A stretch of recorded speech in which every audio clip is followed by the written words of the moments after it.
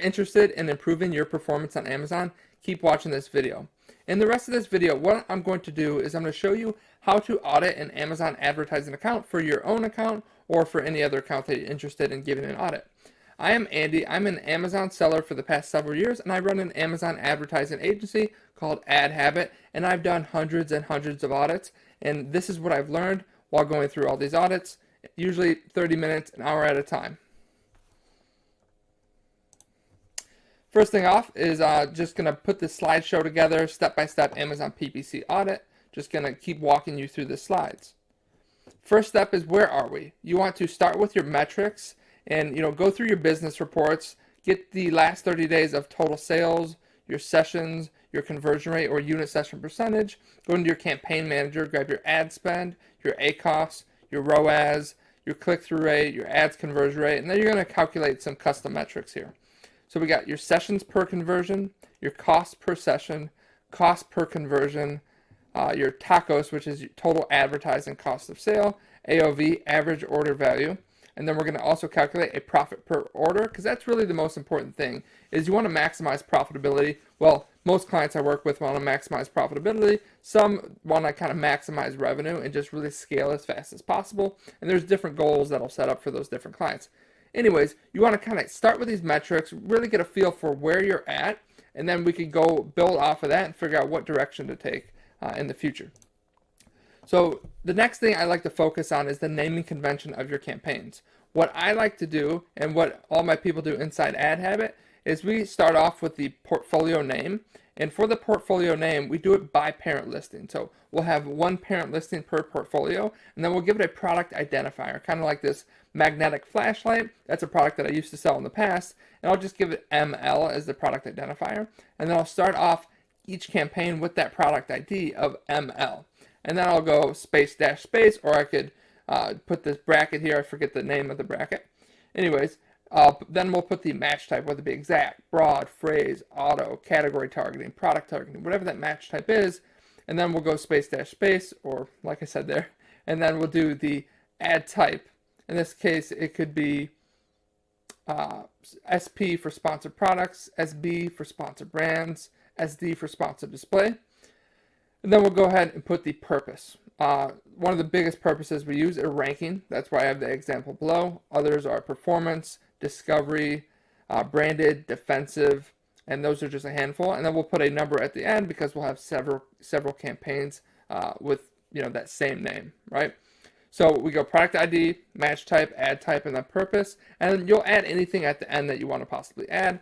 Some people like to add the date range, which is good when you're operating inside a bulk file, so you know when the campaign was created. Also, you could, if it's a single keyword campaign, I like to put SKC at the end and possibly put the keyword in quotes.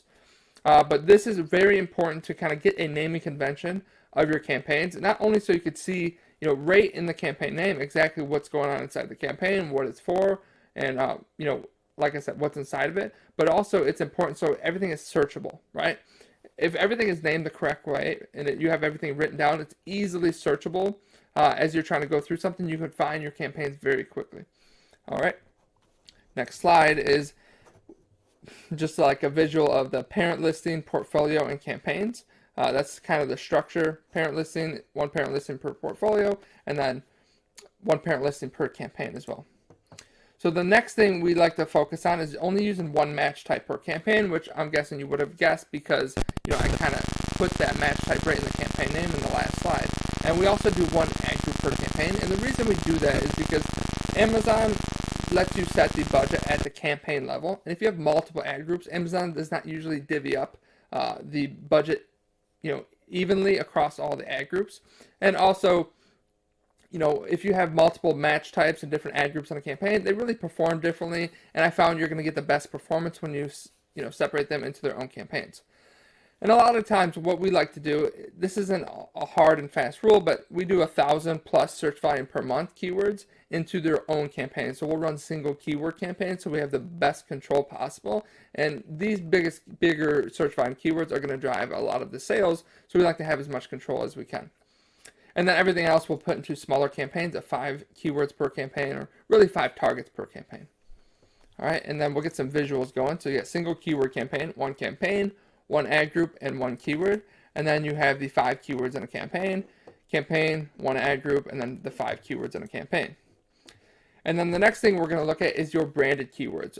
We like to make sure right away, as soon as we start advertising on an account, and as soon as we're auditing an account, that all the right campaigns are covered for branded and defensive. By branded, I mean if you're Nike and you're selling Nike shoes, Nike is your branded keywords. Any keyword that contains the word Nike in it, that's a branded keyword. You want to make sure you're protecting your brand name at all times. And some people don't want to protect their brand name because they think they're wasting money on those potential sales, but that's a business decision. Business. And then these defensive ads are really important because those are going to show up directly on your listing, right? When you have your listing, and if you sell on Amazon, you'll know that you have tons of competitors advertising on your listing and stealing some of your potential sales. So what we want to do is we want to replace our competitors' ads with our own ads so we can defend our listing as much as possible to prevent those competitors from stealing sales. And like I said at the bottom, this will protect your brand name and listings from losing sales to competitors. And then in the next slide, we're going to talk about auto campaigns. What we have found is the best way to run auto campaigns is to actually run 4 auto campaigns for each parent listing. And the reason behind that is because those 4 automatic targeting groups, they really perform differently from one another. We got close match, loose match, substitutes, and complements. And they show up in different placements on Amazon. So by only putting one of those automatic targeting groups per campaign, we have the most amount of control for that, and we can also scale them separately. If you see, close matches performing really, really well in a campaign, and then loose matches performing very poorly, they kind of cancel each other out, and you can't scale that campaign. You can't start increasing the budget because that campaign isn't scalable because the ROAS or ACoS isn't good. But by separating them into their own campaigns, you never run into that issue. So we like to separate our autos into 4 auto campaigns per parent listing or per portfolio. And then this is just a visual showing each one of those auto campaigns with each one of those automatic targeting groups. All right. And then if you keep your campaigns organized from day one, your ad account will never confuse you. We see people get very overwhelmed with their ad account, and they'll say, can you please audit this account? Can you please fix it? So a lot of times we try to provide as much value as possible and give them a guidance on how to fix things. One thing that's super important too, if something is performing well, we don't suggest to make big changes because those campaigns also hold a history. So if you make huge changes, you're going to prevent good sales that were coming through. All right, so we want to keep the good campaigns running, but for all future campaigns, we follow the same structure that we've been talking about. All right, and the next slide. You want to also focus on your task, weekly optimizations, daily optimizations, monthly optimizations, depending on what the task is. We suggest to optimize all your bids, placements, and budgets towards a target ACoS. You want to make sure. A lot of times we'll optimize our bids a couple times a week, usually our budgets and placements once a week, depending on how much data we're kind of pulling in. And all campaigns are being launched weekly from the search term report. Any target below your target ACoS, you want to launch them into new exact match campaigns with 5 keywords per campaign.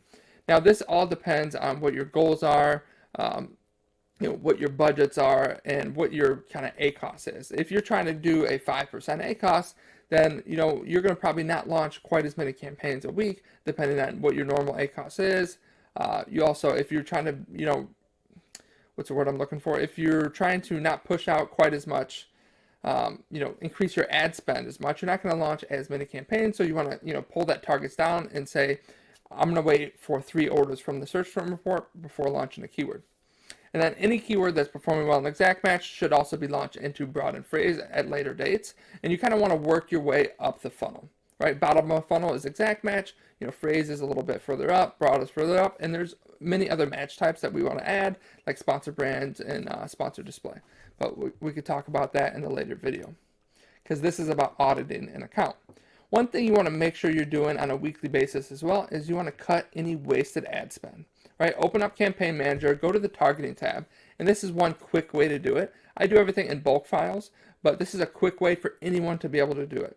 So go into your Targeting tab in your Campaign Manager, sort from high spend to low, go high ACoS and high spend, no order targets. Do high ACoS. Those campaigns. So what that is telling me is those targets that is, or possibly pause those targets so you don't waste any ad spend on them in the future. And that's a big thing that I noticed that people aren't really doing. Yesterday, I just went through an account and all he wanted me to do is optimize and cut out all the wasted ad spend before he gets started with our team in a couple of weeks. So I went through, quickly went through the search term report, went through the targeting tab, and cut out as much waste as I possibly could. And part of that is check your search term tab in auto, in broad, and in phrase campaigns to make sure you're not wasting ad spend in there. And it's going to be the same thing where you're looking at the high spend or high ACoS keywords and adding them as negative exact match inside the ad group. I like to do it at the ad group level. You could add these negative keywords at the campaign level or at the ad group level. In our team, we just do everything at the ad group level. And this will quickly cut any wasted ad spend to allow your account to focus on the top selling targets. So as you're cutting out the waste, a lot of that ad spend will kind of be diverted towards discovering more profitable targets over time, ones that make profitable sales. So as you cut all the wasted ad spend out of the auto, the broad, the phrase campaigns, it kind of trains those campaigns over time to continuously focus on the best performing keywords and product targets. So now we're getting into the bid optimization. Are the bids being optimized? This is something I'm looking at. So as I'm going through, most of the time I look at the last 30 days, but I could look at the last 14 days, depending on what period the people look at when they're optimizing. But I'll go over the last 30 days and I'll look at the ACoS and I'll look at the cost per click and I'll see what the bid is. If the bid is higher than the cost per click, but the ACoS is really high, then I know the bids aren't being properly optimized. And if the ACoS is really, really good and the bid is lower than the cost per click, then I still know the bids aren't being optimized. So when you're optimizing your bids, the way we like to do things is if we have an ACoS target or ROAS target, but if the ACoS is higher than our target ACoS, then the bid needs to be lowered beneath the cost per click, and the opposite way. If the ACoS is lower than our target ACoS, then we need to raise our bid above our cost per click. And there's different ways to do it. You could do it on formulas like the revenue per click formula here to the right side of this video, or you could do it iteratively, which basically, as long as you're optimizing above or below that cost per click based on a target ACoS, they're going to do the same thing for the majority of the time. But basically, we'll set up like a structure, and that's what we recommend you to do, whether you're using a formula or you're doing like an iterative method like I have here. So if you see, here's a 40% ACoS target example. If the cost per click is $2 and the ACoS is 15%, then based on my chart here, I'm going to raise the bid to $2.15. And if it's a $2 cost per click with an 80% ACoS, which is above my target, then I'm going to drop my bid to $1.85. And this is going to happen, twice a week as I'm optimizing my bids. So iteratively, I'm going to continuously move it in the right direction as it's currently performing. All right. So it's important to, have these systems and tasks set up and kind of have an SOP on exactly how you're going to adjust these bids. All right. Next, are you focusing on your organic ranking? Continue doing your weekly optimizations, and your sales velocity and good converting keywords will help with your rankings. As long as you continue to convert good, that's going to help with your organic ranking. But you also want to be very intentional about organic rank. You want to look for opportunity to gain organic rank. You want to use tools like Helium 10 to track your product's organic rank and find your most relevant keywords that convert well. And you want to launch those into ranking campaigns with the intention of increasing organic rank. So instead of having like an ACoS target like we have in all these other campaigns, we're going to really target sales velocity where we're pushing and focusing on that organic rank, even at a loss for that keyword. So we could push that organic rank, get you to the top, and those organic sales will take off and actually lower your TACoS. So you're kind of living off of those organic sales while you're losing money on the ads just until we get that organic ranking position. Then we'll start to back off the ad spend to recoup some of those losses and really make sure we hold that organic spot at the top of the page. We'll kind of throttle that bid on these ranking campaigns to keep us there. So you want to monitor your ranking daily to determine whether to raise your PPC bids or lower them. That's kind of that throttle like I mentioned. And you want to rinse and repeat this on your best keywords. And what we like to do is we'll take a percentage of our budget every single month and really focus on that organic ranking. And as we, get organically ranked on this keyword, then we'll come up with a new keyword and just continuously try to do it. And over time, you're going to see, organic ranking keywords go up. and you're going to see the revenue, I'm sorry, not the revenue, the tacos go down. So you're actually making more profit per unit, and you're going to make more total sales because you're getting a lot more sales from organic ranked keywords. All right. And then just to recap on everything, first off, are you tracking your metrics to make data-backed decisions? And that was the first slide we went over, tracking all your metrics, doing all those formulas so you can figure out where you're currently at and you can make a decision on what you need to do to improve things. Are all of your campaigns organized and not overstuffed with too many targets? Are you running all match types and graduating keywords from your STR, from your search term report? Just to continuously move your way up the funnel and increase your ad spend, and over time just keep selling, increasing revenue, and hopefully decreasing that tacos. Are you setting up your recurring important tasks to make them recurring? We like to use ClickUp, and I partner with another agency called the Bedrock Agency, who kind of helped me build our entire team's ClickUp system out. So every team member knows exactly what they need to do on a daily, weekly, monthly, quarterly basis. There's tasks set up that could be 3 months from now, but I have it on a recurring basis because we know that task needs to be completed. Everyone from the PPC strategist, which is the person in the account doing the bids, all the way to my bookkeeper, they're in the ClickUp system and they know when these tasks need to be done because ClickUp helps us to organize it. And are you being intentional about your organic ranking and optimizing your conversion rate? I didn't talk much about optimizing your conversion rate, but if your conversion rate is less than your competitor's conversion rate, it's going to be really hard to rank. So we like to use tools like brand metrics, which I'll make another video about later, to where we can kind of measure our conversion rate and get a benchmark compared to our competitors to see where we're at. And we'll continuously, split test and try to improve our listing and go after the right keywords that are converting the best so we could really focus, and it's going to help with that organic ranking over time. All right? So I hope this video has really been helpful for you. If you have any questions at all, please leave it below in the chat, and follow us. We'll be happy to put out many more videos like this, and thank you for watching. Have a good one.